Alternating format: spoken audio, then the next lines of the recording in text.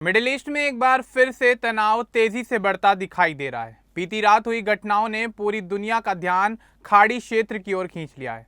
Iran की ओर से एक बड़ा दावा किया गया, जिसके बाद कई देशों में सुरक्षा एजेंसियां अलर्ट पर हैं। अमेरिका और ईरान के बीच पहले से चल रहा तनाव अब नए मोड़ पर पहुंचता नजर आ रहा है। हालात इतने संवेदनशील हो गए हैं कि क्षेत्र में किसी भी समय बड़ा घटनाक्रम सामने आ सकता है। आखिर रात में क्या हुआ, किन ठिकानों को निशाना बनाया गया और इसके पीछे क्या संदेश छिपा है, इन सभी सवालों के जवाब जानने के लिए चलिए आगे बढ़ते हैं और आपको विस्तार से बताते हैं कि आखिर क्या है ये पूरा मामला। दरअसल यह सब जुलाई 2026 के पहले हफ्ते में हुआ। ईरान और अमेरिका के बीच काफी लंबे समय से तनाव चल रहा था। फरवरी 2026 में अमेरिका और इजराइल के हमलों में ईरान के supreme leader Ayatollah Ali Khamenei की मौत हो गई थी। उनके अंतिम संस्कार की तैयारियां लंबे समय से चल रही थी। जुलाई की शुरुआत में तेहरान में उनके शव यात्रा का बड़ा जुलूस निकला। इस जुलूस में लाखों लोग सड़कों पर उतर आए थे। इस जुलूस को दुनिया भर में देखा गया। ईरान के लोग इसे अपनी ताकत दिखाने का मौका मान रहे थे। अमेरिका ने इस दौरान ईरान पर एक बार फिर से हमले शुरू कर दिए। 7 जुलाई को अमेरिकी सेना ने ईरान के दक्षिणी इलाकों में कई जगहों पर हमला किया। बंदर अब्बास, सिरिक, केशम द्वीप और आसपास के इलाकों में विस्फोट हुए। अमेरिका ने कहा कि ईरान ने स्ट्रेट ऑफ हॉर्मुज में 3 व्यापारी जहाज़ों पर हमला किया था, इसलिए जवाब के तौर पर अमेरिका ने भी ईरान पर पलटवार कर दिया। अमेरिकी हमलों में हवाई सुरक्षा कमांड सेंटर, रडार और ईरानी गार्ड की कई नाव को निशाना बनाया गया था। ईरान ने कहा कि इन हमलों में आम लोगों की जगहें भी प्रभावित हुई हैं। एक व्यक्ति की मौत हुई। गोलेस्तान प्रांत में एक पुल पर भी हमला हुआ। ईरान की IRGC यानी इस्लामिक रिवॉल्यूशनरी गार्ड कॉर्प्स ने तुरंत जवाब दिया। 8 जुलाई को उन्होंने बयान जारी किया। उन्होंने कहा कि यह उनका पहला चरण है। उन्होंने कुवैत के अली अल सलेम एयरबेस और आरिफजान इलाके में और बहरीन के जुफैर और शेख ईसा बेस पर मिसाइल और ड्रोन से हमला किया। IRGC ने दावा किया कि 85 महत्वपूर्ण अमेरिकी ठिकानों को नुकसान पहुंचाया गया। एक अमेरिकी MQ-9 ड्रोन भी गिराया गया। IRGC ने अपने बयान में कहा कि यह जवाब अमेरिका के उल्लंघन का है। उन्होंने अली खामनेई की शव यात्रा को लेकर भी बात की।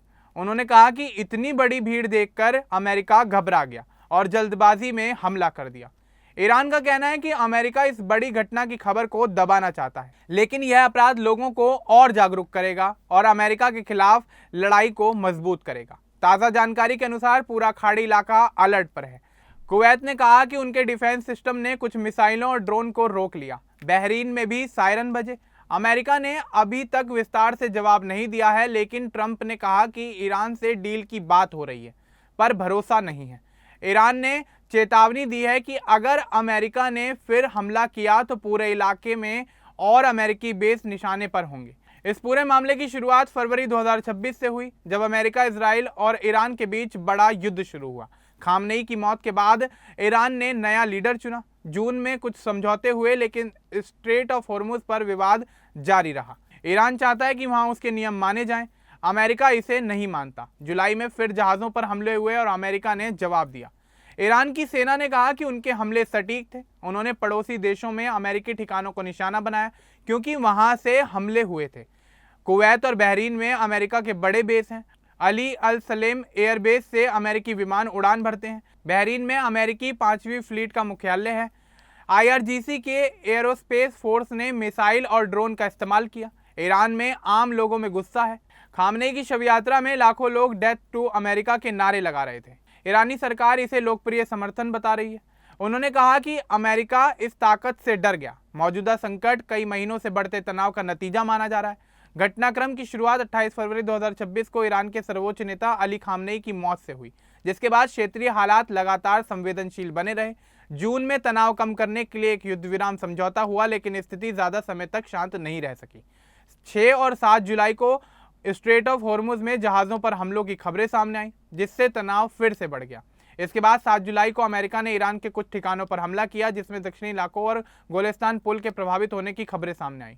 जवाब में 8 जुलाई को ईरान के इस्लामिक रिवॉल्यूशनरी गार्ड कॉर्प्स ने कुवैत और बहरीन में अमेरिकी ठिकानों को अपना निशाना बनाने का दावा किया और कहा कि उसने 85 ठिकानों पर कार्रवाई की। ईरान ने कहा कि यह सिर्फ शुरुआत है, अगर अमेरिका रुका नहीं तो और भी हमले होंगे। अमेरिका कह रहा है कि वह शिपिंग को सुरक्षित रखना चाहता है। दोनों तरफ से बयानबाजी जारी है। इस पूरे मामले में आम लोग सबसे ज्यादा प्रभावित हो रहे हैं। ईरान में बुनियादी सुविधाएं प्रभावित हुई, खाड़ी में व्यापार रुक सकता है, तेल की कीमतें बढ़ सकती हैं। दुनिया भर के देश अब इस पूरी स्थिति पर अपनी नज़र बनाए हुए हैं। ईरान की सेना मजबूत है, IRGC के पास मिसाइल और ड्रोन की अच्छी ताकत है, उन्होंने पहले भी ऐसे हमले किए हैं। अमेरिका की सेना तकनीक में आगे है लेकिन इलाका दूर है। अभी कोई बड़ा युद्ध नहीं छिड़ा है लेकिन छोटे छोटे हमले जारी हैं। IRGC ने बच्चों की हत्या करने वाली अमेरिकी सेना को चेतावनी दी है। उन्होंने कहा कि पूरा इलाका उनके जवाब का इंतजार कर रहा है। खामनेई की अंतिम यात्रा का कार्यक्रम अभी भी चल रहा है, उनका शव कई शहरों से गुजर रहा है। इराक के नजफ और करबला में भी जुलूस हुए, लाखों लोग इस जुलूस में शामिल हुए। ईरान इसे अपनी एकजुटता बता रहा है। यह पूरा घटनाक्रम दिखाता है कि कैसे छोटी छोटी घटनाएं धीरे धीरे बड़े क्षेत्रीय संकट का रूप ले सकती हैं। स्ट्रेट ऑफ हॉर्मुज दुनिया के सबसे महत्वपूर्ण समुद्री मार्गों में से एक है, जहां से बड़ी मात्रा में तेल और गैस की आपूर्ति होती है। इसलिए यहां होने वाली किसी भी गड़बड़ी का असर केवल खाड़ी क्षेत्र तक सीमित नहीं रहता, बल्कि पूरी दुनिया की अर्थव्यवस्था और ऊर्जा बाजार पर पड़ सकता है। अमेरिका का आरोप है कि ईरान समुद्री यातायात और अंतर्राष्ट्रीय शिपिंग के लिए खतरा पैदा कर रहा है, जबकि ईरान का कहना है कि अमेरिका उसकी संप्रभुता का उल्लंघन करके क्षेत्र में दखल दे रहा है। 9 जुलाई तक हालात बेहद तनावपूर्ण बने हुए हैं। IRGC ने आगे भी जवाबी कार्रवाई की चेतावनी दी है, जबकि अमेरिका ने संकेत दिया है कि जरूरत पड़ने पर वह और अन्य सैन्य कदम उठा सकता है। इस बीच खाड़ी क्षेत्र के कई देश शांति और संयम की अपील कर रहे हैं। दोनों पक्षों की सेनाएं अलर्ट मोड पर हैं और आम नागरिकों में चिंता का माहौल है।